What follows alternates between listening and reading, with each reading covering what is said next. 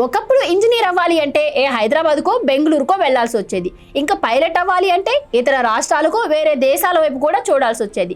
కానీ ఇప్పుడు ఆ కలను ఆంధ్రప్రదేశ్లోనే నిజం చేసుకోవచ్చు. రాష్ట్రంలోనే తొలిసారి రాజమండ్రిలో ఫ్లైట్ ట్రైనింగ్ సెంటర్ రాబోతుంది. ఇది ఆంధ్రప్రదేశ్లో ఏవియేషన్ రంగానికి ఒక కొత్త అధ్యాయం. ఇప్పటికే భోగాపురంలో ఇంటర్నేషనల్ ఎయిర్పోర్ట్ పనులు స్పీడ్ గా జరుగుతున్నాయి. మరోపక్క రాజమండ్రి ఎయిర్పోర్ట్ విస్తరణ పనులు కూడా జరుగుతున్నాయి.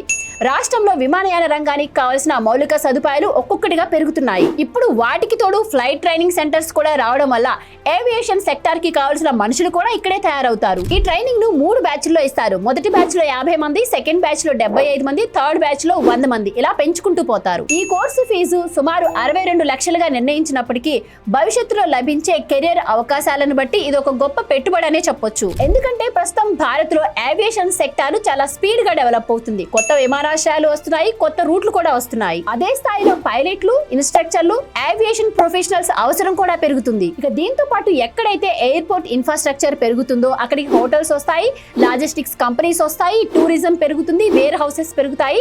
ఆ రాష్ట్రానికి కొత్త పెట్టుబడులు కూడా వస్తాయి. అంటే కేవలం ఒక ఎయిర్పోర్ట్ లేదా ఏవియేషన్ ప్రాజెక్టు ప్రభావం కేవలం ఆ ఎయిర్పోర్ట్ కే కాదు, ఆ చుట్టుపక్కల ప్రాంతాల ఆర్థిక వ్యవస్థ మీద కూడా ప్రభావం చూపుతుంది. అందుకే కూటమి ప్రభుత్వం ఒకవైపు ఎయిర్పోర్ట్స్, మరొక వైపు ఎయిర్పోర్ట్ ఎక్స్పెన్సెస్, మరొక వైపు ఫ్లైట్ ట్రైనింగ్ సెంటర్స్ లాంటి స్కిల్ డెవలప్మెంట్ ప్రాజెక్ట్స్ మీద ఫోకస్ పెడుతుంది. ఇది ఈ రోజు కోసం తీసుకున్న నిర్ణయం కాదు, రాబోయే 10-20 ఏళ్ల అవసరాలను దృష్టిలో పెట్టుకుని వేస్తున్న బేస్.